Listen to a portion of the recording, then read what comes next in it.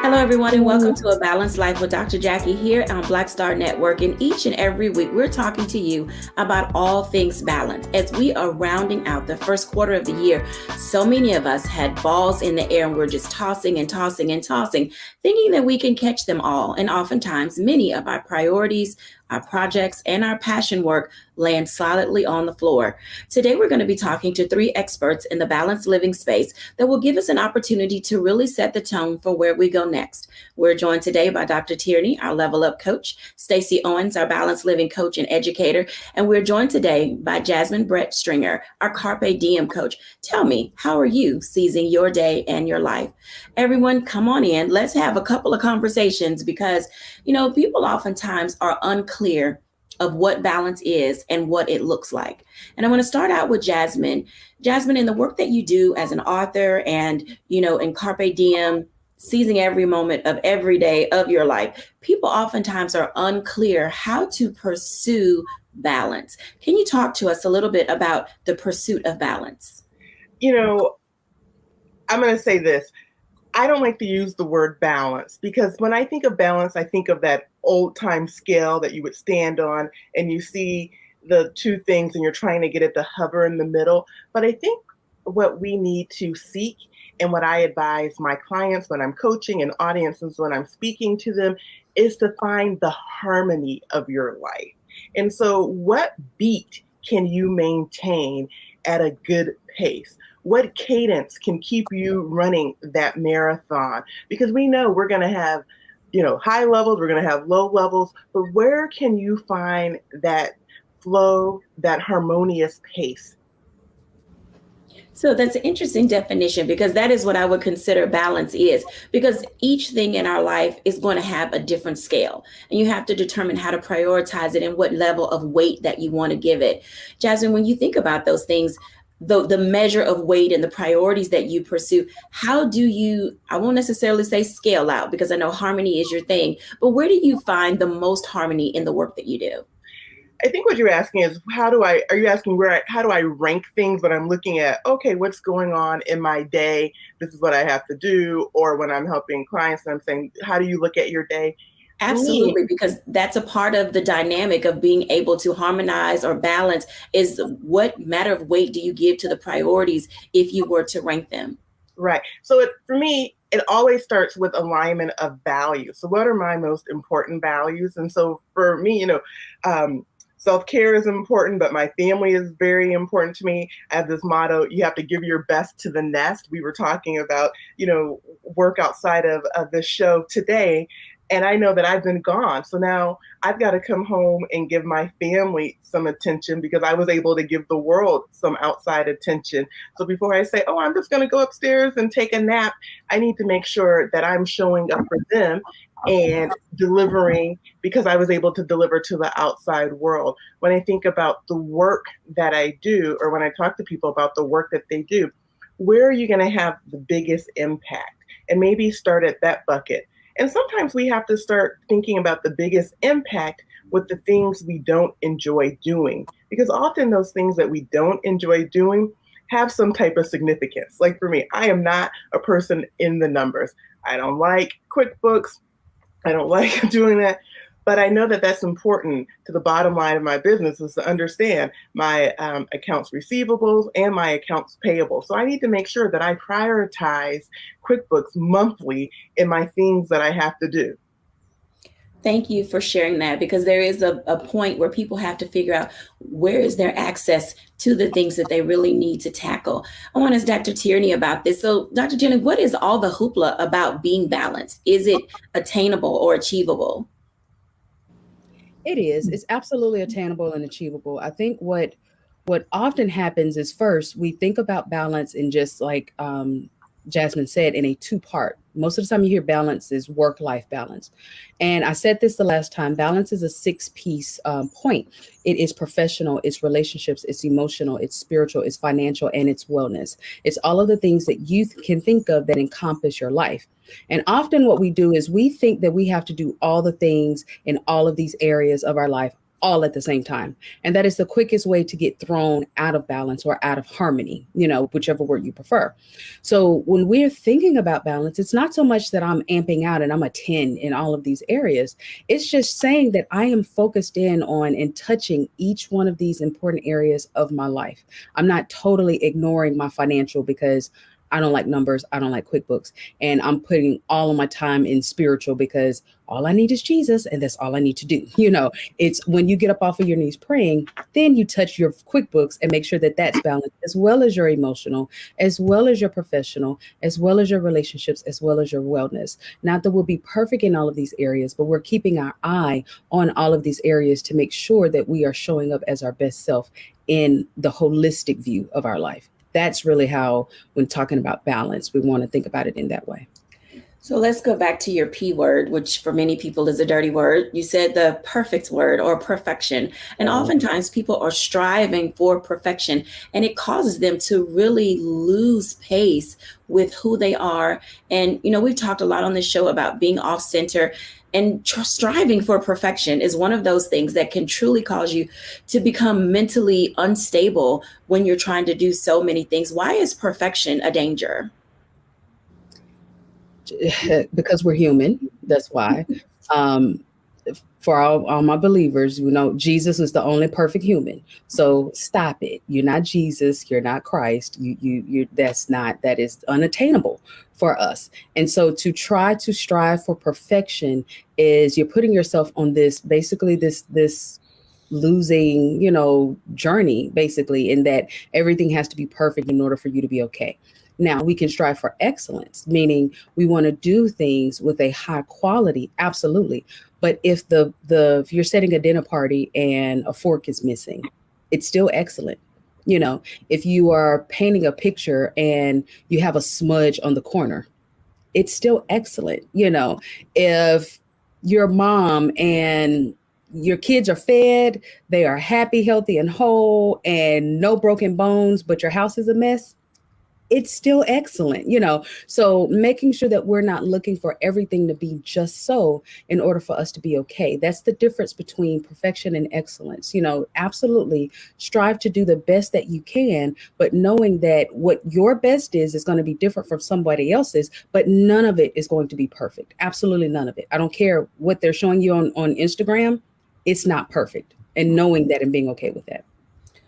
So this brings me to Stacey with a very interesting question, because oftentimes analysis paralysis is a problem. We spend a lot of time seeking balance, harmony, peace, being in alignment with who we are while looking at other people. And oftentimes that does not look like what we would call it to be. Talk to us about that, Stacey, because you oftentimes share with us the value of being your authentic and true self.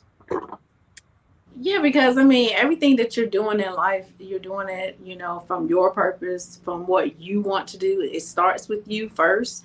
And Dr. Tierney is absolutely right. When you start looking at IG and Facebook, they're showing you the end product of something that has been edited several times to get it just the way that they see it as being excellent or perfected for them. And then they're showing it to the world. And you're only seeing that last edited part. So now if you start there, at the end, trying to make the end of your beginning, then it's going to cause you to become imbalanced. It's going to cause you to become frustrated. So for me, it's just like my colleague said, you got to remain balanced by just knowing what are the different aspects that are going on in your life. You're going to have a variety of them. And then do you have a handle on them? And I tell if I have a handle on my aspects of life by assessing my heart and mind, because my heart and mind is attached to my stress levels. So if something is pulling too much on my heart and mind in one direction, then I know it's about to cause some stress. So I'm out of balance. So now I need to look at how can I balance that area to get it back in control with all the other aspects that I have going on. So yeah, only stay within, looking within. Looking within. Jasmine, can you share with us one tip for our audience about how would they find harmony in the things they do in life? Dr. Tierney, I loved what she said about the best. And I would encourage people to know that the best is a fluid state. And so sometimes your best might be 150% that you're able to just go at that pace. But other times your best might be 90%. And that's okay. Recognize that your best changes. And if you strive for your best, that's all we can do. And that's perfectly fine. And that will help you seize the day and, more importantly, seize your life. Absolutely. Dr. Tierney. I would challenge people to let go of the idea of perfectionism. That is the number one thing that I see in my clients that's keeping them stuck. It keeps you from taking risks. It keeps you from doing the next thing that you should do, because you're thinking that if it's not perfect, then I shouldn't do it. Or if it's not perfect, I did it wrong. So really letting go of this idea of perfectionism as an achievable target, because sugar, it's not. It's really not. Stacey. I would challenge you to stay in the present moment. Like, you're doing so much. Enjoy the ride. Understand your journey. Stay present and celebrate. Celebrate every little step you take, so it can give you the encouragement and motivation to keep stepping. Wow, I love everything that each of you have said, because oftentimes motivation is difficult, and there's some ways to achieve it. When we come back after the break, let's talk about things that we balance, because discovering how to compartmentalize your life may be the key to saving your life. We'll be back in a moment after the break.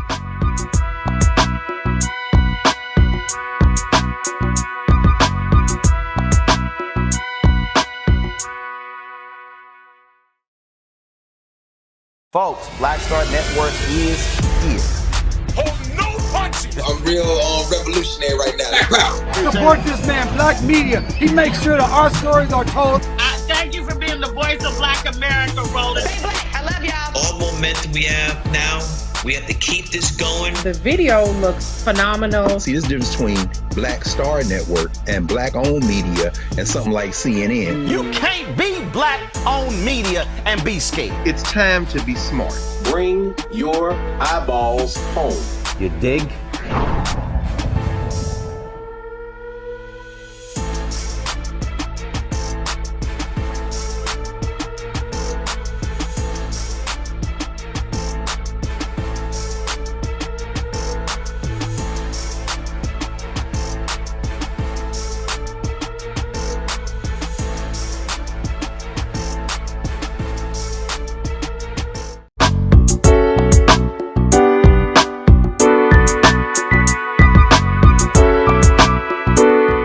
Welcome back, everyone, to A Balanced Life. As you can tell, there are many ways to discover for yourself what balance looks like, and being able in many different seasons of your life to know when to sit some things down, to sit yourself down. And oftentimes it may begin with being able to compartmentalize.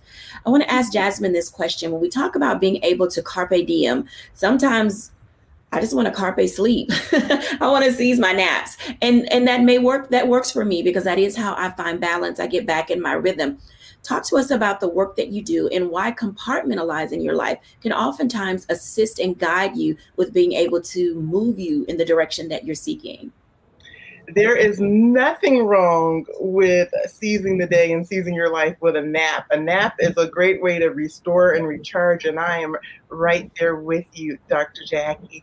But when we think about how to compartmentalize our lives, I am touched with a little ADHD.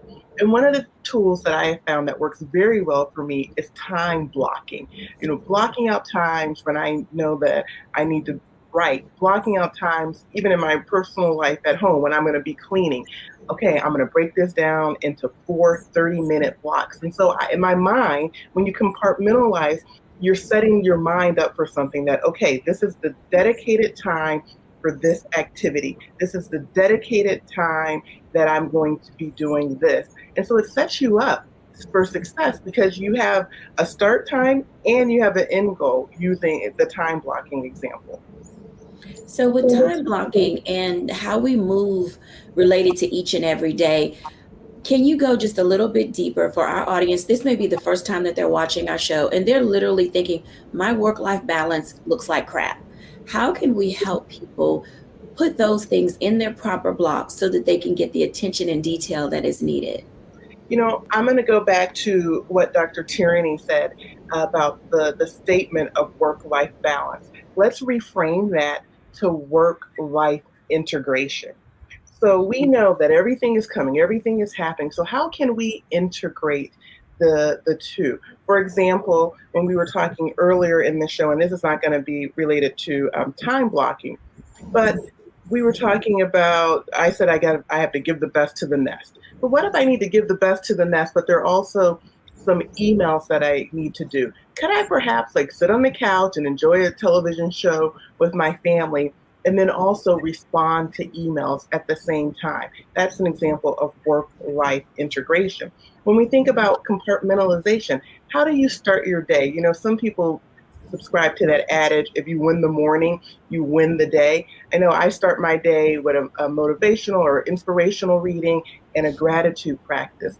But what if you said, okay, in scheduling my day, in blocking out my day, I know that I need to do a load of laundry for my family. So I'm going to put that laundry in the wash on Tuesday mornings. And when I get home, the first thing I do after I use the bathroom and wash my hands is I'm going to take that load that I put in the washer in the morning and put that in the dryer. That's a way of blocking everyday chore that you need to do. Thank you for sharing that. You know, how we approach our day and how we approach ourselves they go hand in hand, quite honestly, because we cannot separate ourselves from the things that we need to do. I want to talk to Stacey about this for a moment, because in the realm that you coach people related to employees and staffing, other people play a part in whether or not we can keep balance, keep harmony, keep peace. Stacey, in what ways do we extrapolate ourselves from those things we have to balance in order to stay sane? Now, you start talking about how do we interact with others to keep ourselves balanced. I think just by, I set my personal goals of what I want to do. And then I look at those goals and break them down into action steps. And once I get to that action step level, that usually is the space where now I'm dependent upon someone else to help me through something that I need to complete on one of those goals. And so now I got to take in consideration what's going on in their world and if they're able to meet deadlines and so forth. And so I think what I tell people is just, can you clearly communicate what your needs are and give those deadlines and be open to and allowing and understanding that they have life in as well, so that you can be on the same page with each other as much as you can, because it just takes finding out how to work in unison with each other. That's usually what I tell my teachers, because things don't work at the school if they're not doing their part. And then when, they find themselves stressing out because they're imbalanced and their life is happening and they're trying to figure out how to jump in and make sure the things that they need for their classrooms is straight. When I feel that they're out of balance because they're not meeting their deadlines, we just sit down and we start mapping. Like, just tell me what's going on. Let's put out what's happening, because sometimes what'll happen is you'll find that you're spending your time working in areas that, I'm not going to say that's not important, but they're easier to deal with. And the things that you don't really want to deal with, you start, I don't like to use the word procrastinating, but you start skipping over them and you start blaming other stuff. So we just have to communicate, map out, and then help provide a direction of how do we move forward. So you mentioned another one of those dirty P words. Procrastination often does get in the way of us discovering how and being able to balance. I want to go one step deeper as it relates to dealing with staff and other people. Many people are now back in their offices, in their workplaces. They are taking meetings. And one of the things that they've discovered is they don't have the capacity anymore to deal with people. There's a term, peopling, that's being used. And sometimes it can be a lot. Talk to us, Stacey, about the personal life coming into the professional and how sometimes it can disrupt the workplace. Yeah, that's what I was saying in terms of, letting your work life and your personal life be balanced. That I see that a lot now, because we're back in the classrooms, we're back in the office, and we still have stuff that's happening with us that we haven't flushed out. Mm-hmm. And then once we have to integrate with someone else, we start thinking, this is not working, but you're not taking in consideration that it's really not the interaction that's going on with the other person. Usually, if you look a little deeper, it's something that's going on with you that you haven't settled within yourself, that's sort of blocking you and holding you back. And so now it's, the easier point, like I tell my staff, if you're at home dealing with financial issues, right? And or something unhappy is going on at home, and then you come into your classroom and you feel like the kids are really doing the kid thing and getting on your nerve. I always encourage them to just reflect on what's going on in your personal life, because if the children was doing this before you started having these issues and nothing has changed, then the only thing that could have changed is some factors that's going on within you. So I want to make sure that you're thinking through the things or the items that you can't change immediately. Like if you're having financial issues, you can't change those immediately, but those things will cause you to think that something else is giving you more stress. So we just do a lot of reflecting and identifying like what's happening in our world. Look at those various aspects that you have to be balanced in, that Dr. Tierney talked about earlier, and really have a mental mind state of being honest about what is happening in all those spaces, because they all interconnect with how you're gonna show yourself in your daily interactions. I appreciate you sharing that, because sometimes daily interactions, ooh, I'm just gonna exhale for the people who are watching, because those daily interactions, now that we're back in the office, often are a part of what keeps us in a state of flux. And I'll ask Dr. Tierney that question, because now that we're back in the office and we're working with people and our space is no longer our own, we've come out of this silo. How are we engaging and helping others discover how to interact with other people in a manner that allows them to, one, not lose their cool, because we stayed home for a minute and we feel like we got our own way of doing things. And now that is not the case. Talk to us about that, Dr. Tierney. How do we level up now that we're back in the office? Well, the first thing we have to analyze is our relationship and how we handle ourselves. Okay. If I handle myself very harshly, like a robot, I don't give myself grace. I'm having these perfectionism expectations of myself, then that's how I'm going to interact and relate with others. It also comes back to that question that I always ask: who are you? Do you know who you are? Are you an introverted person? Are you an extroverted person? Are you an ambivert? All of that is important when we're thinking about how we show up in the office, how we show up for other people. Case in point, I recently told my mother, I said, Mom, I'm an introvert that knows how to extrovert. And she looked at me like I'd grown a third head, and I explained to her truly that, introverts, we just need, time by ourselves in order to, rejuvenate and, feel alive again. And then we can come back out and people, but after I've peopled for a while, I have to go and have my alone time, and I, explain, hey, that's why when I was a kid, I would close the door, and she got it. She understood it. But she didn't know that at first, because I couldn't articulate that to her, for several years, because I didn't get it myself. I just thought I didn't like people all that much. I really didn't know several years ago that I was truly an introvert, because I didn't show up as what I thought an introvert was. But in these several years of me sitting with myself, getting to know myself, giving myself a lot of grace, loving myself in a different way, now I'm able to better articulate who I am and walk in who I am when I'm around other people. So when we're in the office, it's not about them. It's not about making sure that Sarah doesn't come to your desk with all of her problems, when you want her at your desk, or the water cooler talk, or, Billy in the lunchroom, or whatever it is. It's about you. It's about you knowing who you are and you showing up in the way that makes you your best self. And then you can better interact with the people around you and know where you might need some boundaries, where some conversations might need to happen, so that you can have harmony in your workplace.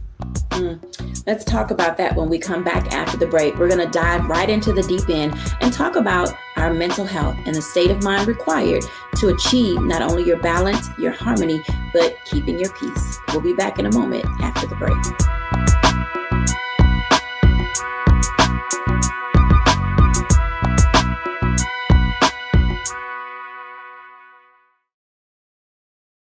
Don't you think it's time to get wealthy? I'm Deborah Owens, America's Wealth Coach, and my new show on the Black Star Network focuses on the things your financial advisor or bank isn't telling you. So watch Get Wealthy on the Black Star Network.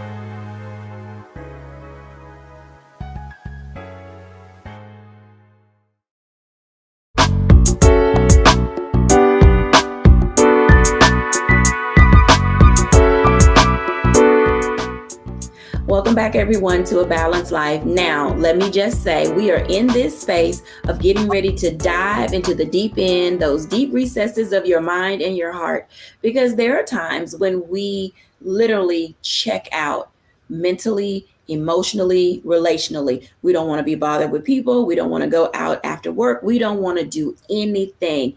And that's because we have gotten to a place in a space, whether it's in our work-life balance and our home life balance, with our kids, within our organizations, where we have just had it up to here. We've had enough. We're over it. We're done. We're out.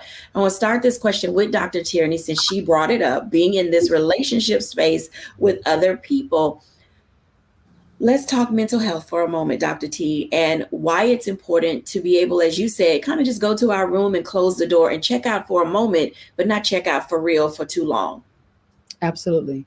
There's absolutely nothing wrong with needing a minute or several minutes. There's nothing wrong with having several seats.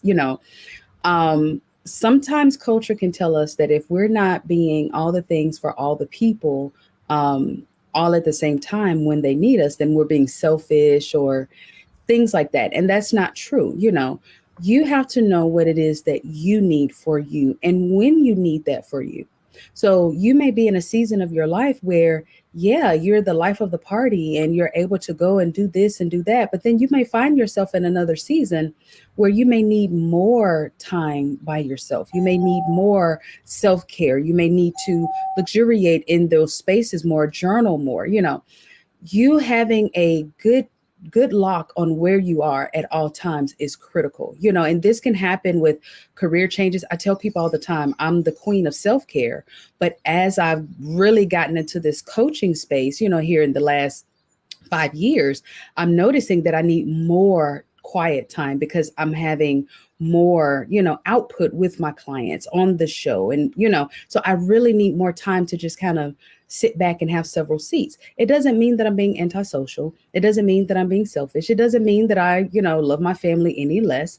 It just means that I need that time for me to make sure that I'm continuing to show up as my best self. And it's important that I know that so that I can explain that to my loved ones, to my clients, or whoever I need to involve in that conversation, so that they who are along the journey with me understand what's happening here. It also requires me, as Jasmine was saying, kind of that time blocking. So I know that if I need more quiet time now, then my schedule is going to look a little different. My morning routine is going to look a little different. My wind down routine is going to look a little different. It doesn't matter what I used to do last year or how that worked for me last year. I have to look at the present and right now and what I need in this moment and adjust my life, adjust my time accordingly, because we're going to continue to grow. Things are going to continue to change. Life is going to continue to life. So we have to be flexible in how we show up with ourselves and how we respond to the world around us as things continue to change. So I'm going to ask Jasmine to weigh in on all of this for a second and just share with us some of the wisdom that you have discovered over time that will keep us in this space where now we're out here peopling with people who are doing too much peopling. Jasmine.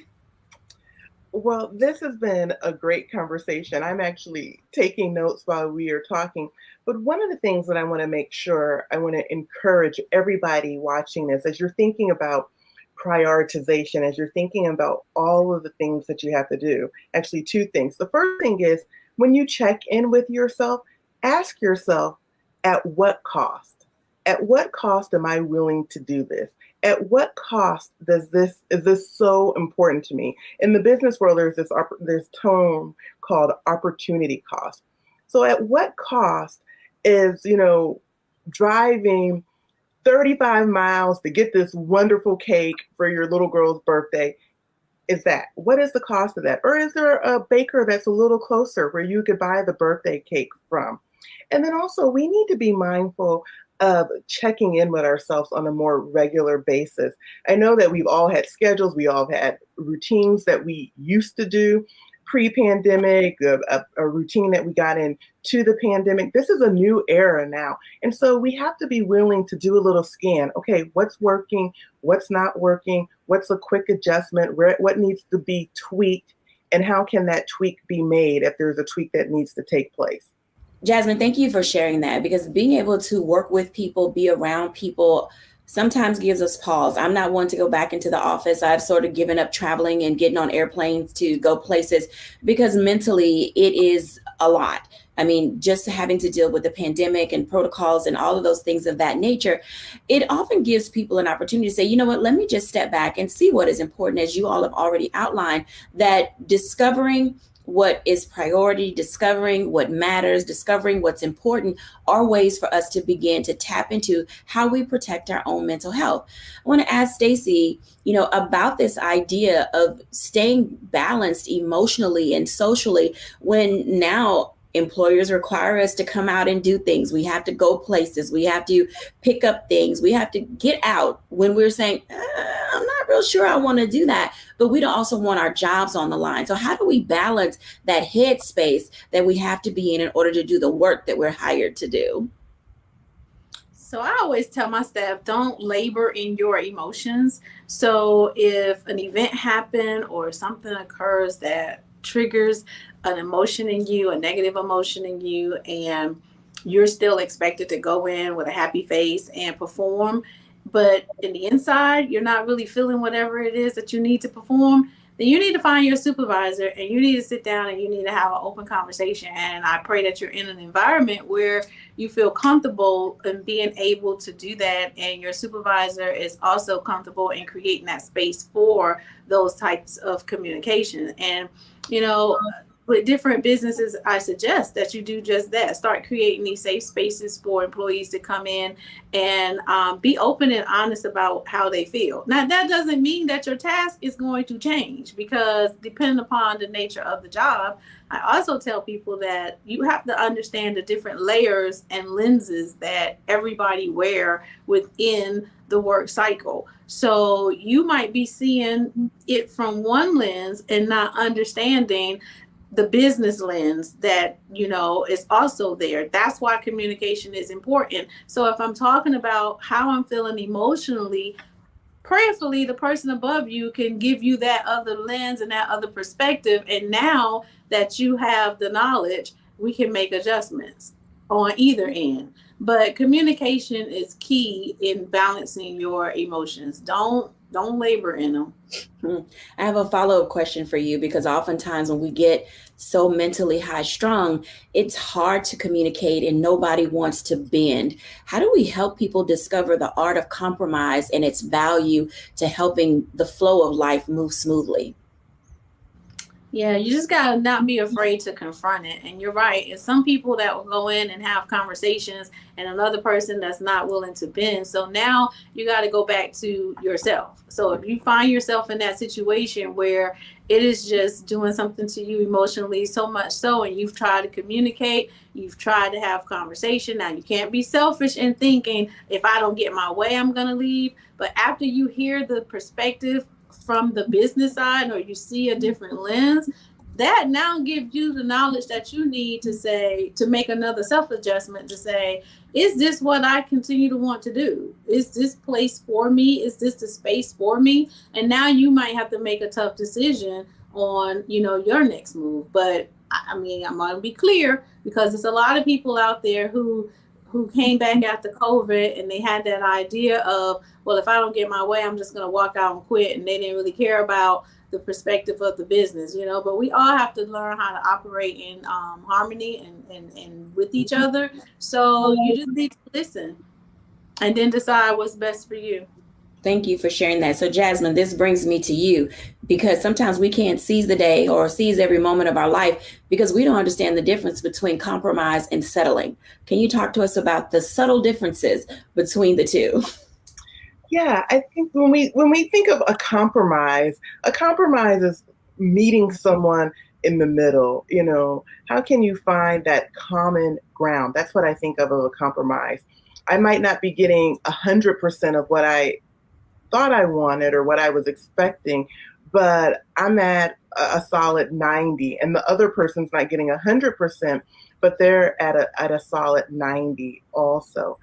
But when we think about settling, I think you feel that in your gut. You feel that in your spirit from a point of intuition, and you're like, wait a minute, why did I do that? Why did I leave that on the line? wait, that is not going to work for me. Why did I say yes to this? Why did I agree? I know I've done that plenty of times. Why did I agree to do this when I know it is not going to work for me? That is a point of settling when you find yourself saying, why did I do this? It's not going to work. Absolutely. Dr. Tierney, weigh in for just a moment before we head into our next block. So the thing to expound on what my esteemed colleague just mentioned, the thing with settling, you have to ask yourself, am I getting what I want and or need?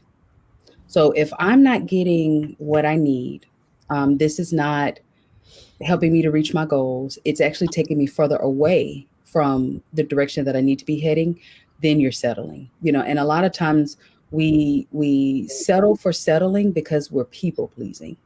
We're trying to make them happy because we're thinking that if they're happy, then we'll be okay.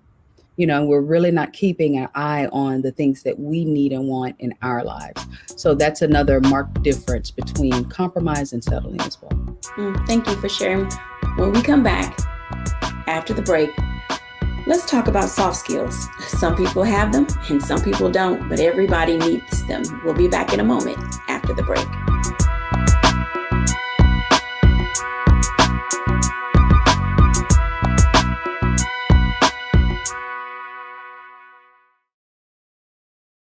Hatred on the streets, a horrific scene, a white nationalist rally that descended into deadly violence. White people are losing their damn minds.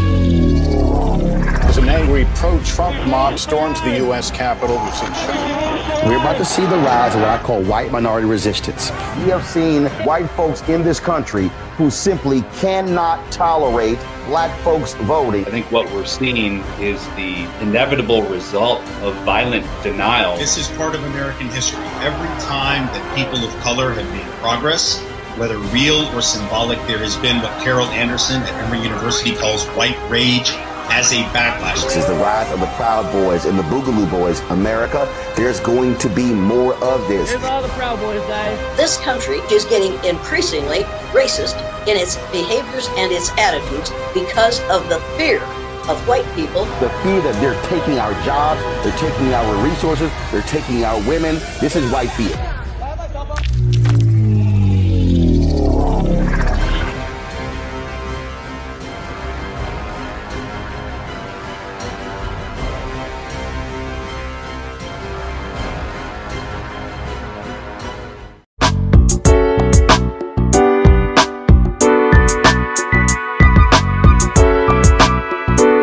Everyone to a balanced life, and oftentimes discovering how to keep continuity in the things in your life that really matter to you are the difference between losing your mind, pulling out your hair, running around screaming, consistently being in arguments. So let's talk for a moment about the soft skills that are required for us to achieve the things that we need so that we can live peacefully among all people. Words such as courtesy, compassion, kindness, all of them play a very big part in the soft skills that are needed. I'm gonna just say this up front. Some of us don't know how to talk to other people. So let's have a conversation. Come on in, everybody. Let's talk about, sometimes it's not the messenger, it's how you say what was said that is the difference between getting what is needed and then it being a total all-out blowout. And I'm gonna start with Stacey. As an individual who runs a company, has tons of employees, deals with lots of parents, outside constituencies. How do you say what needs to be said without blowing the cap off of everything? You know you. Let me tell you what I had to work on was my tone. Oh boy, my tone used to can cut you with a knife, and it wasn't so much that I would be loud or outrageous, but I would just have this tone that would make you walk away and say, did she just cuss me out professionally? And what I've learned is that I had to adjust my tone with folks because as people are listening, I'm responsible for what I communicate, but other people are responsible for how they receive and process what I'm communicating. So if I don't have the right tone, if I don't have the right voice levels and so forth. And when I'm communicating with folks, it can confuse the message. So yeah, you got to know how to say it in the way that's needed. And I've learned that different people need different things said in different ways. So what works for one person doesn't necessarily work for the other person. So I had to learn to start listening a little different and actively listening to what that person need and not be thinking about what I was going to say next. Just let me hear what you're thinking. And then after they finish, then I can put my thought to it. So tone and listening was the two that I had to work on. Absolutely. Jasmine, weigh in on this. Two things that I've had to learn in the soft skills. We hear a lot about emotional intelligence and this word empathy.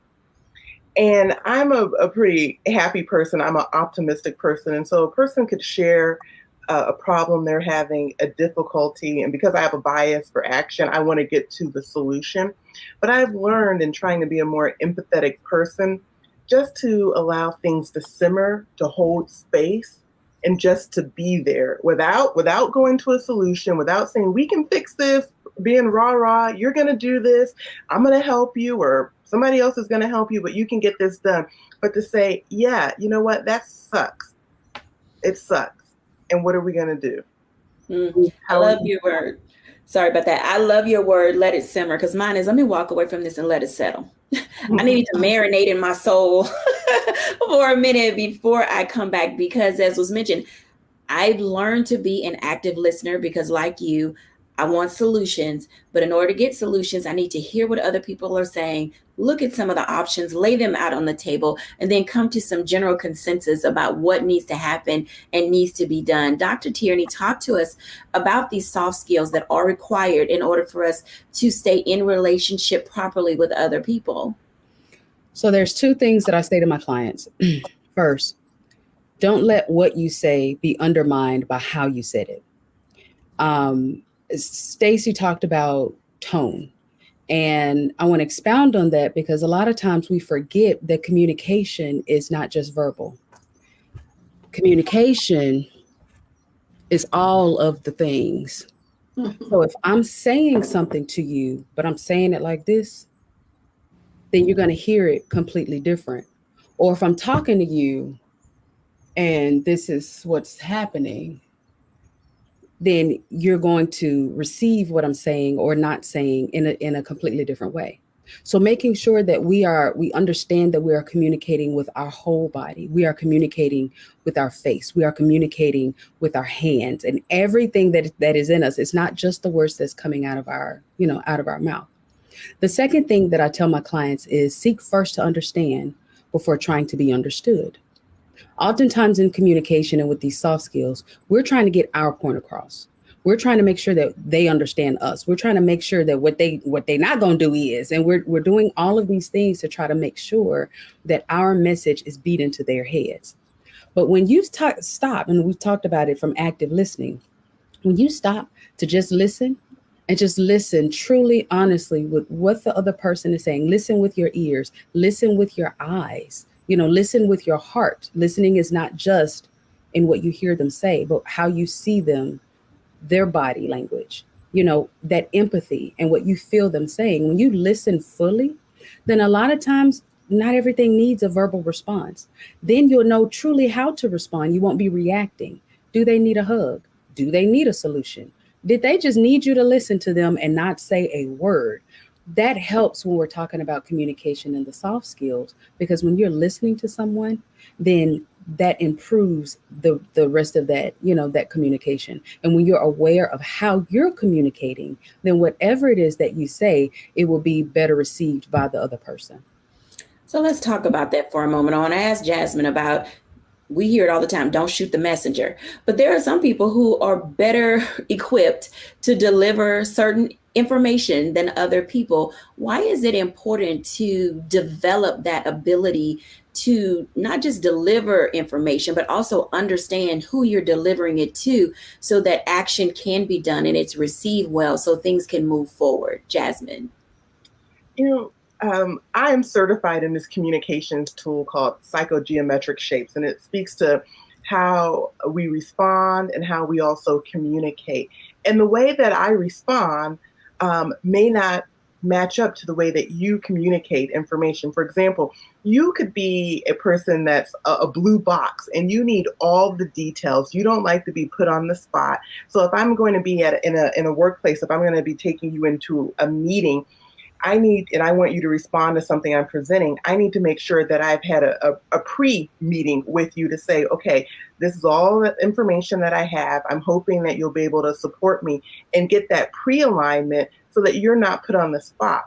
You know, I'm a squiggle and a triangle. So I'm a big thinker. I'm a visionary, energetic. I can deal with some ambiguity, but other people may not be able to do that. So when you think about communicating a message, it's not only the message that you're communicating, but it's how the other person's not going to hear what you're saying, but what do they need so that they can take action, so that they can hear, and so that they can respond? What do they need to get where you want them to get from the information you're sharing or the message that you're sharing? Thank you for sharing that, because outside of most people using some form of astrology, I hope y'all heard Jasmine. She's recommending that you take some type of leadership, communication, personality profile so that you can truly understand how you work. Seriously, being able to find our tribe in our workspaces isn't easy, but when we're around like-minded people, there is so much progress that can happen. I want to talk to Stacey about that for a moment, because in addition to shapes, you know, I know my colors. I'm going to have to go, you know, Jasmine, and discover if I'm a squiggle, a square, a circle, wherever I may fall on that spectrum. But I know my personality profile. I know my disc profile. I know my colors are combinations of blues and oranges. And so a little hint of yellow. And so I want to ask Stacey about that. Stacey, when you think about the people that you work with and you're dealing with families, you are probably one of the people that deals with more personalities than any of us all together, because in the course of your day, you're dealing with vendors, you're dealing with parents, you're dealing with teachers, you're dealing with other administrators and community people. How do you know who you have to work with other than what's on a resume? How do you get to really know them, to deal with them? Well, you know, the lessons that I've learned over years, that I can have some people come in with some really great, excellent resumes, but man, they get in there and their personality stinks. And so their characters, they're missing some character traits that's necessary for being able to balance the classroom with their students and their parents. And so if you don't identify those character traits that you're not strong in, like, can you smile? Are you nice? Do you even like kids? You know, what kind of things like that. If you don't work that out within you, it will throw off, you know, just the whole flow of the day. So I've gotten better at paying more attention to people's personalities. It's not just your knowledge that you bring to the table, it's how you bring it to the table. Because if you come in there, you could be the smartest leaf, but if you can't translate or transform or give that knowledge that you have to someone else because they don't like the way you talk to them or treat them or whatever, then in the world of education, you're no good to the vision. So I don't just throw you away, though. We have to have a lot of conversation, and we build a lot on your character. And those who are able to listen to the suggestions that are given, and they start improving themselves and their outlook on the world, you know, usually they work. And that's when you know that you're arriving with your tribe, because they believe in the bigger vision or the bigger thing that you're doing, and they want to do whatever is necessary not to impede on that progress. Thank you. Vibing with your tribe, because we are a whole vibe, and it is so important to who we are and what we do. Dr. T, take us home. So the last thing that I would add is that it is important to ask clarifying questions as both the speaker and the listener. You know, we could both say, you know, I'm going to take a rest. But what I mean when I say rest may be different from what you may mean when you say rest. So making sure that as we're, you know, communicating with each other, as we're using these soft skills, that we are early and often asking those clarifying questions, asking, okay, well, I want to make sure we're on the same page. Now, when you say A, B, C, X, Y, Z, Do you mean 1, 2, 3, 4, 5, 6? And just making sure that when we end the conversation, that we both have the same understanding of what it is that we are about to do, what it is that we're about to embark on, so that whatever actions we take that we've discussed in our communication, that we are actually doing exactly what we said that we would do. So there's no gaps, there's no misunderstandings, there's nothing like that. Don't just nod your head and okay, well, yeah, I'm not going to ask any questions because I don't want to sound silly. No, the only silly question is the one that's not asked. So make it a part of your normal to just ask those clarifying questions. And this is professional. This is in personal relationships. This is in marriage. Asking those clarifying questions helps to make the relationship and the interactions actually stronger. Wow, wow, wow. As you can tell, today you have learned so many things that are going to aid you in not only getting to a state of balance, harmony, and peace, but also things that will empower you to keep your life moving forward. I'll give my reflections after the break.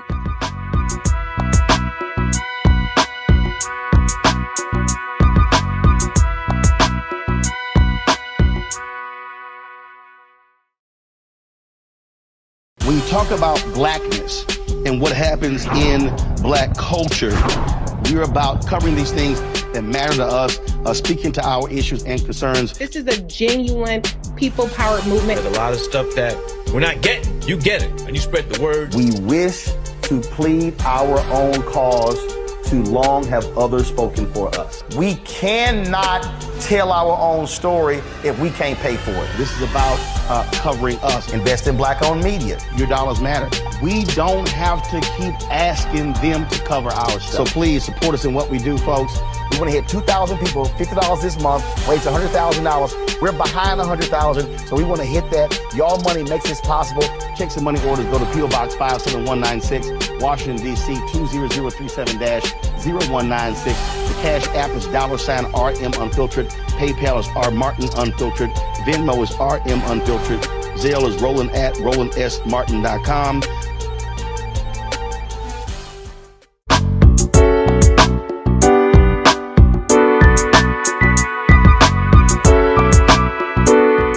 Welcome back, everyone, to A Balanced Life. And as you can tell, discovering how to become a person who lives in balance, harmony, and peace requires you to do so first with yourself. Know who you are and whose you are, and settle your soul to reconcile all of those things that are not in peace or in alignment with who you are. The second thing is take time to discover who are the people that need to be around you. There are some people that we say all the time on this show that need to go away. Send them on to their divine good somewhere, because not everyone can go where you're trying to grow. And then third, make certain that you have the skill set, the ability to be at one with yourself in the spaces where you have to be. We all have to go to work. We all have to go to the grocery store. We all have to go someplace. But there is something about us that we bring with us wherever we go that creates chaos and discord. Find out what that is. Get the skill sets that are needed so that you can live in peace, in harmony, and in balance wherever you may be. Thank you all for watching. Bye now.